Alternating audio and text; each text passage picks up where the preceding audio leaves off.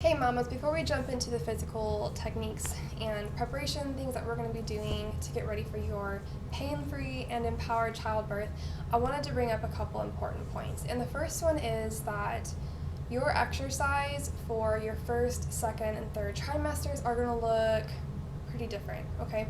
For me, as I'm recording this video, I'm actually 7 weeks pregnant and morning sickness is coming in hard. And for me, it's not morning sickness, it is all day sickness. With my first baby, I was puking all day, every day. Luckily, most of the time it was only like 1 or 2 times every single day, but I felt horrible all the time. And I was basically bedridden for my entire first trimester, which was really tough. So I didn't do very much exercise. I was hardly even eating. So doing any sort of rigorous exercise would have made things a lot worse. I lost a lot of weight during that first trimester. Now, during the second trimester and third trimester, I had a little bit more energy. Towards the end of the third trimester was probably when I was the most active because I was doing a ton of exercises and walking all the time to get ready for my childbirth, okay? So depending on how you're feeling right now, I just want you to pay 100% attention to your body.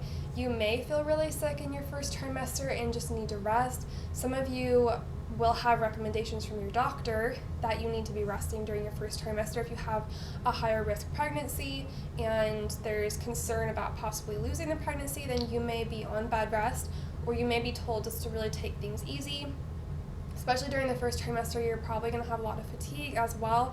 And for me, like when I get up in the morning, it's like my muscles don't want to move. It's not even mental fatigue, like I'm not necessarily sleepy, I just feel like my muscles don't want to move. And so doing any sort of rigorous exercise is really, really challenging. But something that I have been able to do consistently is just doing really gentle yoga exercises every single day. And I basically find the part of the day that's the easiest for me to conquer when I'm feeling the least sick and when I have the most energy. And sometimes that's in the evening, sometimes it's the mid-afternoon, but I just find the part of the day that works best.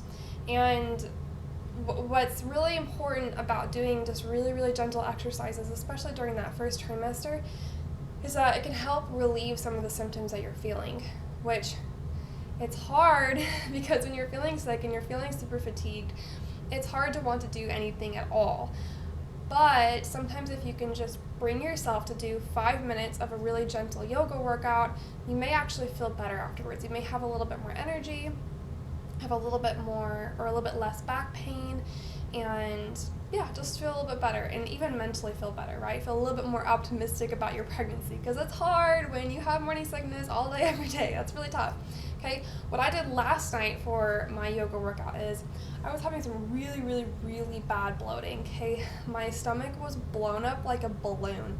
It was super uncomfortable. I was getting upper abdominal cramps, like really, really severe. I've been having that for about 3 days now in the evening. So in the mornings I get really sick, and in the evenings I get this really horrible bloating and cramping, which is really uncomfortable. So last night I just looked up a couple of yoga workouts on YouTube that were specifically focused on relieving bloating and gas and that abdominal cramping. And I did a couple of different workouts.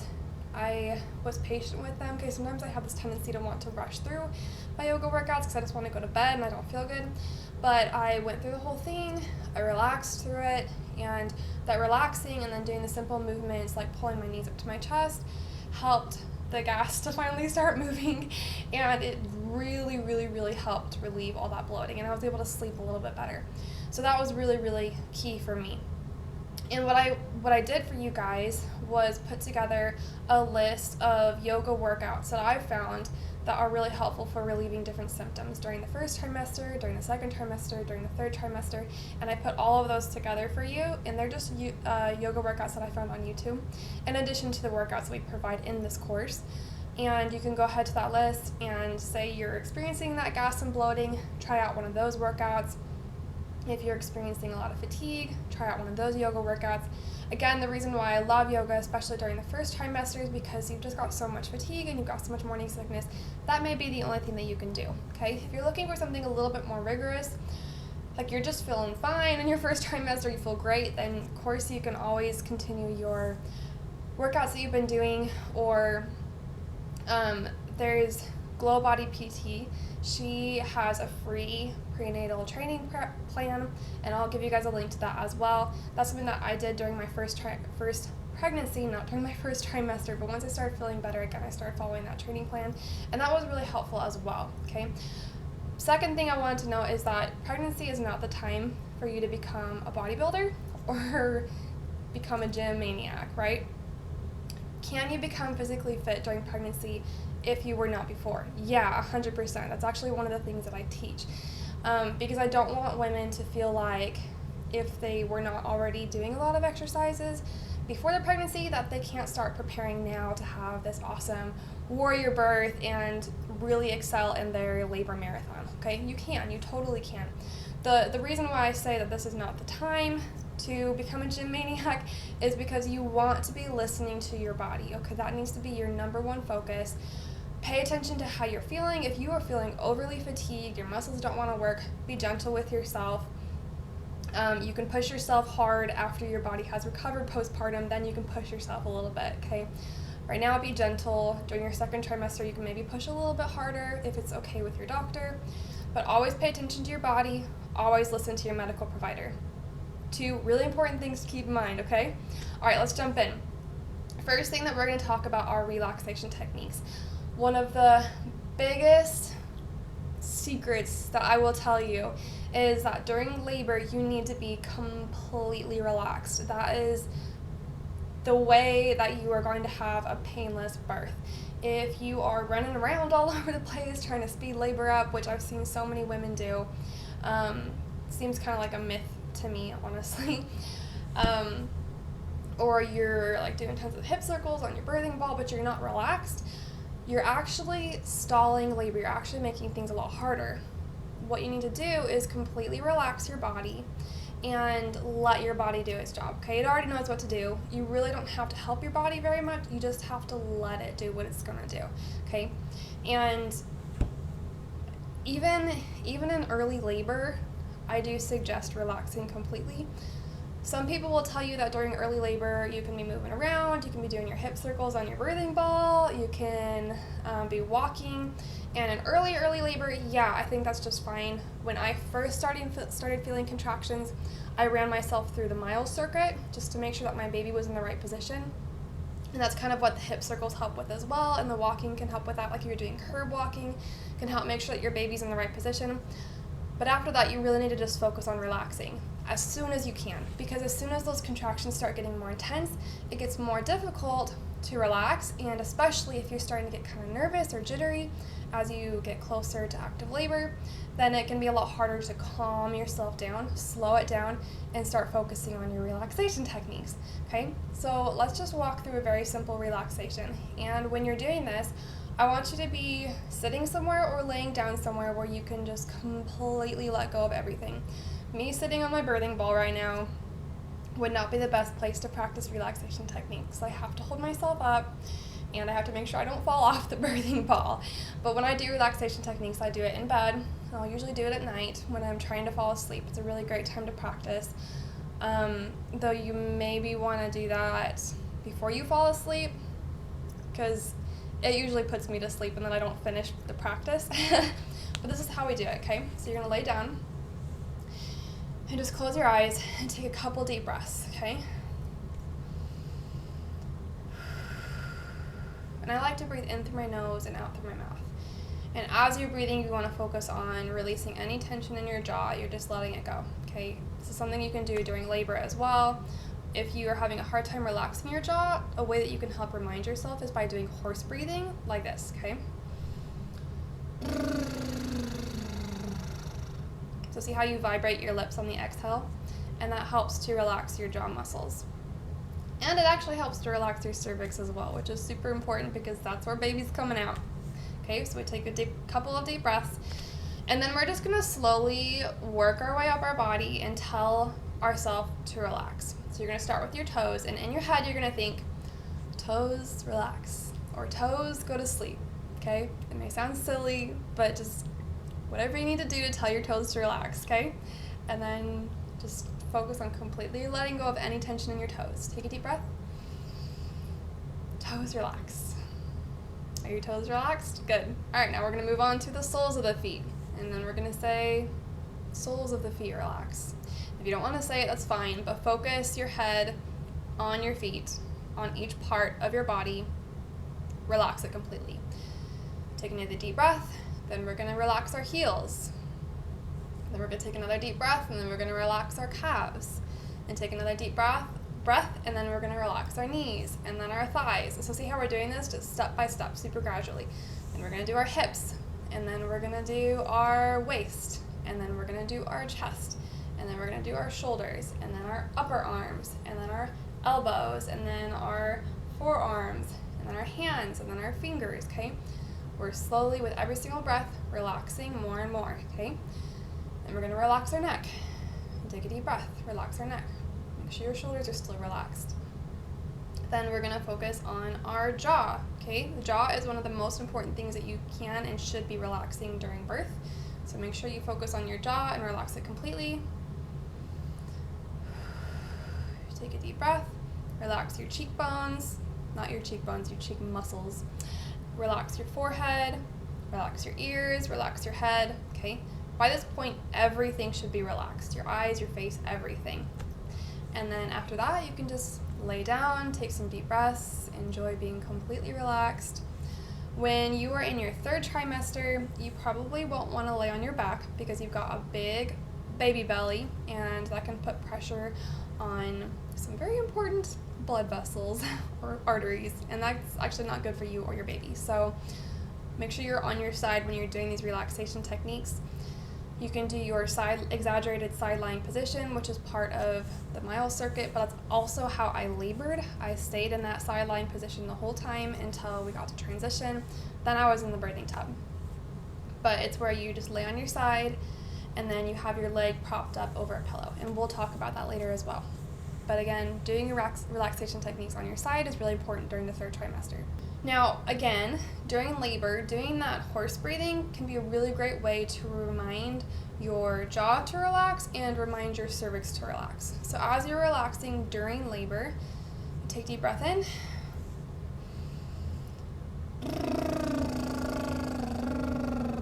And as you're doing the horse breathing, you just make kind of a low noise in your throat. And that softens up your throat, it softens up your jaw, softens up your cervix. And as you're doing that, you can remind yourself in your head, open up for baby, open up for baby, open up for baby. That way you're really focusing on just letting your cervix open, relaxing your cervix, letting it open up for your baby. Okay, it's a really great way to focus on what your body's doing and to not be afraid of it, but just to embrace it and to let it happen. Now, there are a lot of different breathing techniques that I've heard about that you can do during labor. There's only 2 that I'm going to cover, and I don't think that you should be doing any others, okay? Personal opinion, but it worked for me. And it also is the breathing techniques that are used in the Bradley method as well, which is what we primarily focused on. And that first one is literally just a very, very simple abdominal breath. So you can see that I have a hand on my chest and a hand on my belly. When I breathe in, I want to try to focus on expanding my belly and not expanding my chest. Belly breathing is a little bit challenging at first because we're not used to it. Usually we're used to breathing into our chest and expanding our chest, but that's actually a very panicked breath. It's not very relaxing. So you want to focus on expanding your abdomen, and focusing on your breath like this, focusing on expanding your abdomen, is actually a really great way to just relax and to draw your attention away from any nervousness that you might have or any excitement that you have, and just really, again, honing in on your breath and calming down and focusing on the moment, okay? You can have that calm breath through your entire labor. The only time that your breath can and should change is during pushing. Because if you're breathing peacefully during pushing, you're going to have a hard time pushing that baby out, okay? So when you get to the pushing phase and you're ready to push with a contraction, you want to take a deep breath in and hold your breath, and then you curl over. We'll talk about that position as well, but you curl over into this C shape with your knees pulled back and under your armpits, and then you hold your breath and you push, okay? So obviously your breathing is changing at that point because you're not breathing calmly anymore. You're taking a deep breath, you're holding it, then you're pushing, okay? And something that I learned during swim team is that a really great way to help yourself hold your breath longer. Don't make yourself pass out, guys. Don't make yourself pass out. But something that can help your body get more oxygen in so that you can hold your breath longer is taking deep breaths ahead of time. So what we would do is before we would jump into the water to do a lap, we wanted to see how long we could hold our breaths to do that lap, because every time you turn your head to take a breath, it slows you down a little bit. So when we were up on the block getting ready to dive into the water, we would take several deep breaths, like, okay? See how I took in as much air as I could, and I breathed it all out, okay? So it's like you're taking these cleansing breaths. You're filling your lungs with as much air as possible. And you push all of it out, okay? And again, if you're getting dizzy, that's not good. Okay, the whole point of this is to get oxygen into your body, into your blood. So before you hold your breath, you can take 2 or 3 of those really cleansing breaths and then hold your breath. So it would look something like this.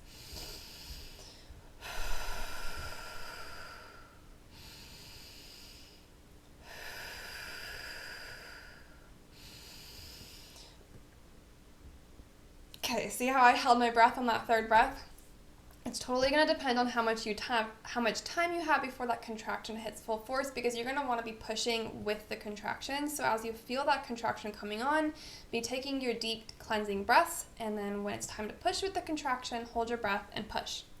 Now, another physical preparation technique is massage, and I don't know about you guys, but I did not have the funds to get a professional massage every single day during my pregnancy. But it was really helpful to have my partner, my husband, to do little massages on me every single night. And massage does a couple different things, okay? It can help relieve the physical discomforts of pregnancy, like back pain. I got a lot of pain in my sciatic nerve and in my lower back and my glutes. I had a ton of pain there. In your shoulders, your neck. It can help relieve that kind of pain and discomfort. And then it can also help you relax. And relieving stress and relaxing throughout your pregnancy is really healthy, but it's also healthy during childbirth. Now, I know some women don't like to be touched, and that's totally okay? Having a massage frequently is not a prerequisite to an awesome birth. It's just a nice way to help relieve some of the discomforts. During labor, I asked my husband to just very gently rub his fingers along my shoulders just to remind me to relax. For me, that was a way to remember to relax. For other women, they don't want to be touched during labor. Okay, whatever your preferences are, just make sure that you discuss them ahead of time with your birth partner.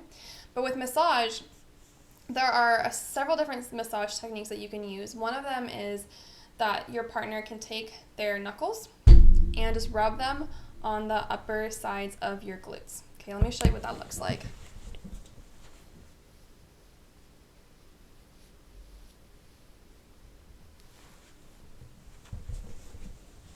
So obviously I'm doing it to myself, so it doesn't work quite as well, but it's literally just the upper side of your butt, and that part got so sore for me during pregnancy. So I would lay on my belly or on my side and just prop myself up with a bunch of pillows. It was easier if I was on my belly, but obviously once your belly is really big, it's really hard to lay on your belly, so I just would prop myself up with a bunch of pillows underneath, so my belly was kind of hanging in between the pillows.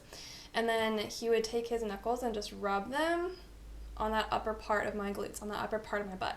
And that was very, very helpful, very relaxing, okay? Another thing you can do is take your elbow. Okay, your partner can take his elbow and just very gently start to push into one side on the upper part of your glutes, okay?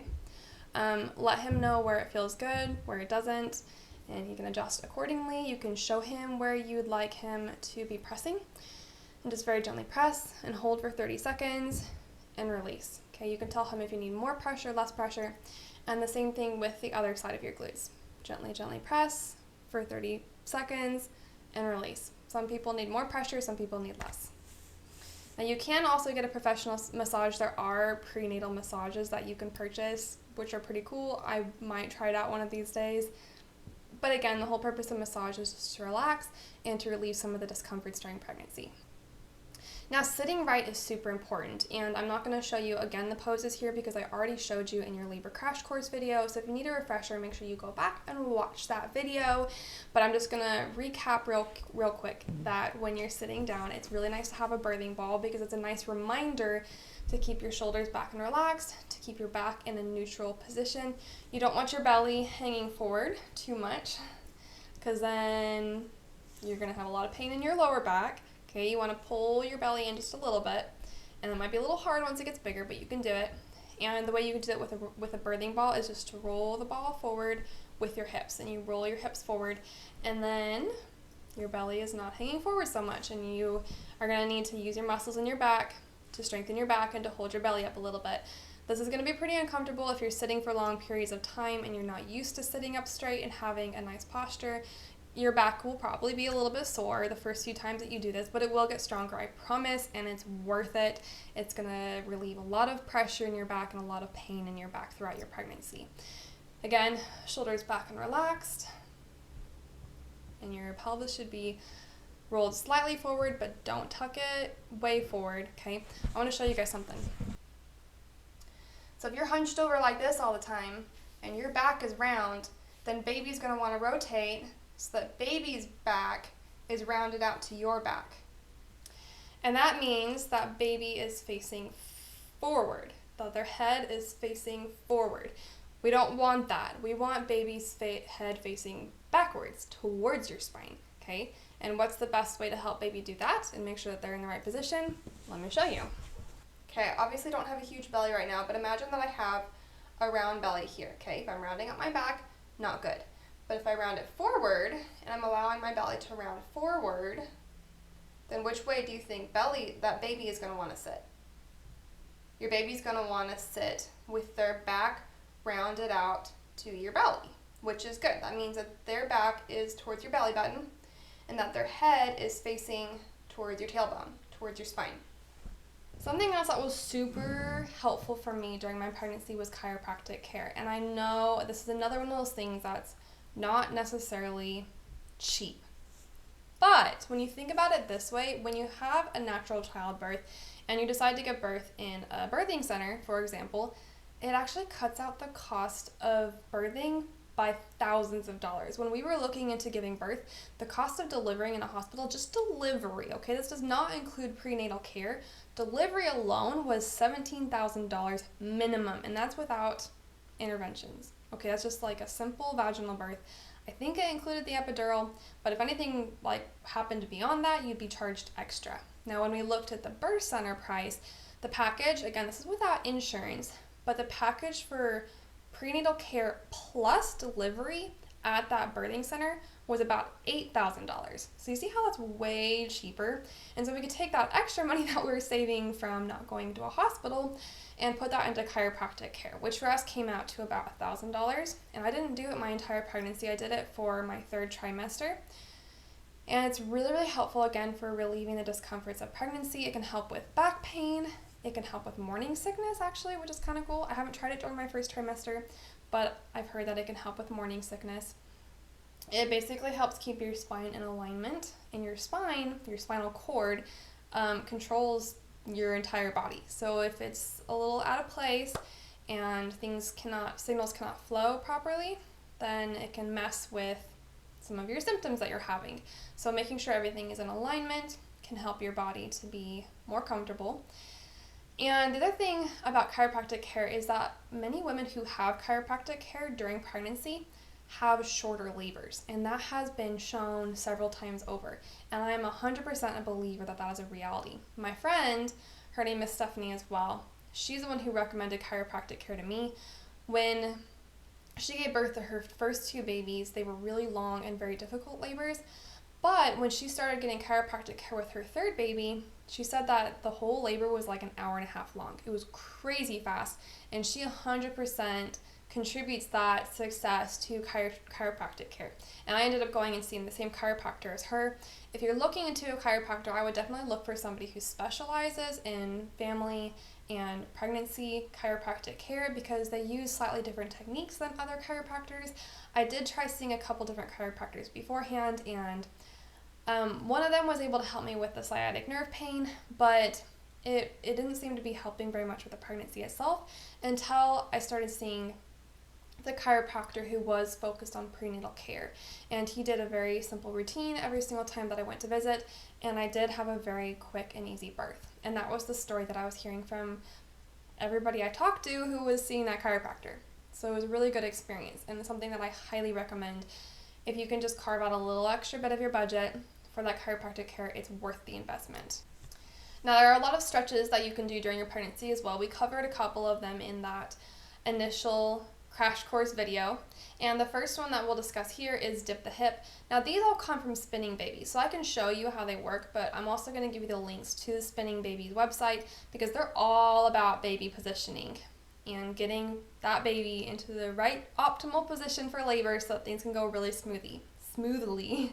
One of the biggest causes of stalled labor, one of the reasons why a lot of women have really long labors that just take forever and ever, is because baby's not in the right position.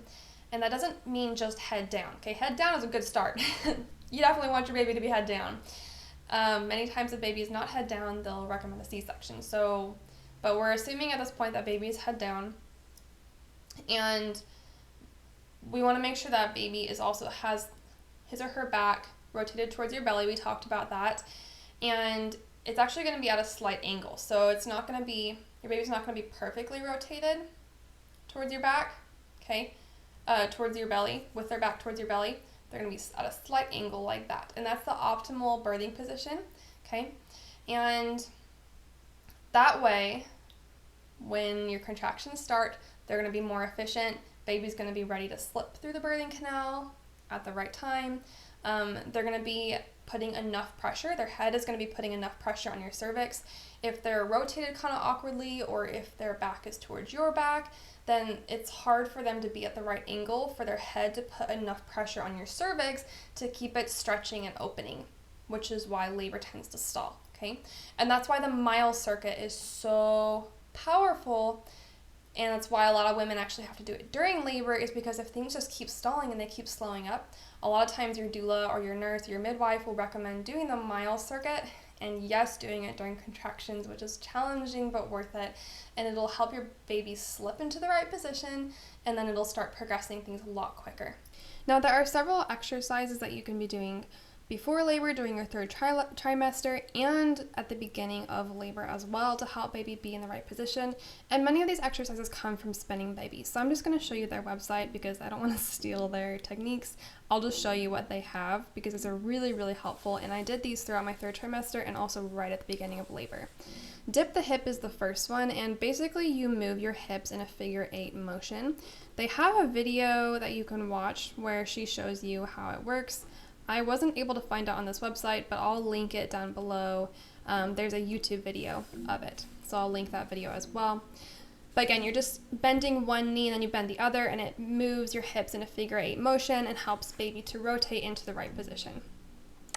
The pelvic tilt we discussed already, and this is just very gently pulling your pelvis forward. It can help baby be in the right position, but it also helps strengthen your pelvic floor and your ab muscles and your back. The hip flexor lunge, this is not Spinning Babies, you can just look it up on YouTube, but it's just lunging forward, very simple, and it really helps to stretch your upper thighs and your hips. It's very, very nice on your hips during pregnancy. Side lying release is another Spinning Babies move, and this is also good for baby positioning. This one you need to have a partner for so you don't roll off the edge of your bed, but the instructions are very specific here. You can kind of see what she's doing on her side. And then the last one here is forward leaning inversion, and this one I did a lot.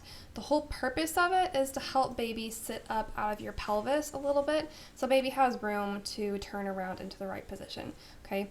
Theoretically, baby is going to be most comfortable in the correct position as long as you have the correct posture with your back in a neutral position and your belly hanging forward slightly. Then baby is going to be most comfortable with their back towards your belly button. And so if they're just having a hard time getting into the right position, then what you can do, again, do this with a spotter, somebody to watch and make sure you don't topple onto your forehead. But you find a couch and you put your knees on the couch, and then you just lean forward and put your elbows on the ground. And that makes you upside down so that your baby can slip out of your pelvis a little bit, so they're not just sitting on top of your cervix or sitting in your pelvis so heavily.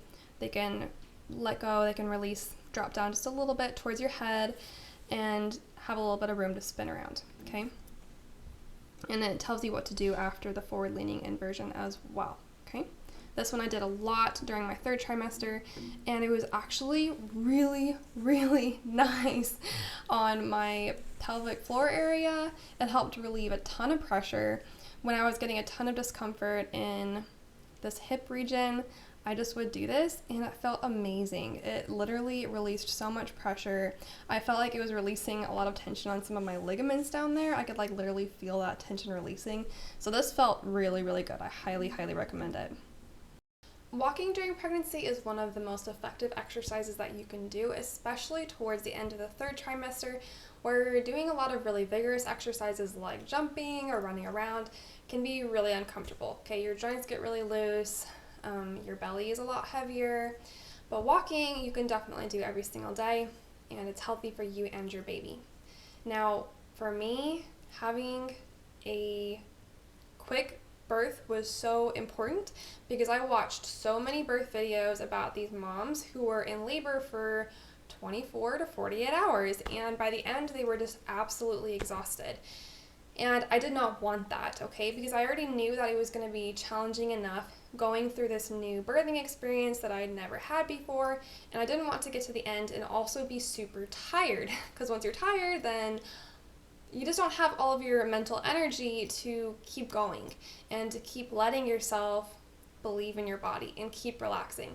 It gets a lot harder, okay? So one of the things that I really wanted to make sure I was doing is preparing my body for my labor marathon. It is hard work. What your body is doing is hard work. Again, you don't need to be forcing your baby out. The biggest thing and the best thing you can do is just to relax and let your body push your baby out and get your body ready for that baby to come out. But it's still a lot of work, okay? Your body is working really hard. And so one of the best ways that you can give your body a great chance of not getting exhausted and not stalling labor due to exhaustion is by practicing ahead of time, as in walking a lot. Okay, so during your 1st and 2nd trimester, this may look like walking 10 minutes a day. During your 2nd trimester, when you have more energy, maybe you start walking 30 minutes a day. By the end of my 3rd trimester, I was walking an hour to 2 hours every single day. I got my Fitbit, which I don't have on me because my baby took it and ran with it. But I got a Fitbit, and I used that to keep track of how many steps I was taking, and I made it my goal, and I stuck with it to get at least 10,000 steps every single day. Sometimes that took me an hour, sometimes it took me 45 minutes. Usually it was about an hour. And I would do that with my daughter. We would go for walks around, my stepdaughter at the time. We would go for walks around the neighborhood, and the rest of the time, if I didn't get my 10,000 steps, and once she was asleep, I would go to the treadmill that my parents had because we were living in their basement at the time. So I would go to the treadmill and I would watch birth videos and positive birth videos and stories while I was walking the rest of those 10,000 steps. And then I started making it my goal to get 15,000 steps, and I would try to get 20,000 steps. And I didn't necessarily try for that every day, but if I had the time and I had the energy, then why not, right? I just gave myself as strong a chance as possible that I would not get exhausted during labor. And honestly, that was really helpful because towards the end of that 3rd trimester, I imagined that I was going to be really, really tired and that I wasn't going to want to do a lot, but quite the opposite happened. I actually had a lot of energy, and going into labor, I felt really, really good because I had been walking, I had been strengthening my body all the way up until that point when I was giving birth. So there's regular walking, but towards the end of your 3rd trimester, there's also something called curb walking. And curb walking is kind of a way of tipping your baby deeper into your pelvis, because if baby's head is sinking down to the pelvis and baby's head is pressing against the cervix, then it's a lot more likely to start labor and to get things going, get things moving, okay? And curb walking is where you literally just walk along the road, like alongside a curb, with one foot on the curb and one foot on the floor, on the road. And you just walk like that. And that tips the pelvis like this, tips the hips. so it can help baby to slip into the pelvis. And then you can do the other side. So you could do maybe 10 minutes, 5 minutes, just walking on that one side, and then you can turn around, go in the opposite direction, and have your left foot up on the curb, and then tip the pelvis the other way. This is actually part of the mile circuit. Okay, with the mile circuit, you spend 30 minutes leaning forward. It's basically a forward leaning inversion, but not with your knees up on a sofa. It's with your knees just on the ground, and you have your hips up, and your head is down, and your head is down with your elbows on the ground. Okay, so it's helping baby to slip out of the pelvis a little bit, have a little bit more space to turn around. Then the second part of the mile circuit is you spend 30 minutes in your exaggerated side lying position, and generally you start by laying on your left side, and then the next time you do the mile circuit, you can try lying on your right side and see if that's more effective, if that kickstarts labor, if you're getting really close to giving birth, because you may not know which side your baby is leaning towards and which way baby needs to rotate, okay? And once you do that side lying position for 30 minutes, then you get up and you start moving. And that first thing you do is you curb walk for 30 minutes. Again, just trying to tilt that pelvis, tilt the hips, help baby slip deeper into the pelvis and kickstart labor. So I am really against induction because every single story that I have heard about women getting induced ends with a lot of pain and discomfort and length. Labors take a lot longer when you get induced, which is funny and ironic in my mind because you get induced to speed up labor, to get it to come sooner, to get baby to come sooner, right? But the reality is that it actually makes things take a lot longer. Sure, baby may come a few days earlier, but your actual labor experience is going to be very long and very difficult because your body is just not ready. You're trying to force something that wasn't going to happen yet, okay? But if you do want to naturally induce labor, there are ways of doing that. I would not force it. Like I said, the more ready that your body is to help your baby come into the world, the smoother things are going to go. But one of those big ways to induce labor, if your body is ready and if baby is ready, then getting baby into the right position is key, okay? If your body's ready, baby's ready, and baby just isn't in the right position, all you gotta do is run through the mile circuit, run through the exercises we talked about with spinning babies, help baby get into the right position, slip deeper into your pelvis, start putting pressure on that cervix, and then it can trigger labor and then trigger contractions to start happening regularly. And that can actually help kickstart labor. But if your body's not ready and you're doing all these exercises, they're still helpful because you still want baby to be in the right position and you still want labor to come on time. You don't want everything to be delayed because baby's not in the right position. So it's still helpful, okay? Still a good thing to go through. I started doing some of these exercises like the mile circuit probably about halfway through my pregnancy just to kind of get a feel for it and get used to it. But when I started getting serious about it was in about the last week of my pregnancy when baby was right around the corner. And what was awesome is my baby came right on time. She came on her due date, which does not normally happen with first babies. Normally they come about 8 days late. That's super normal. If that happens for you, don't rush it. Don't go and get induced. Your baby's fine. Unless, of course, your medical professional says otherwise. I will throw that disclaimer out all day, every day, okay? But if your medical professional is okay with you waiting, then wait.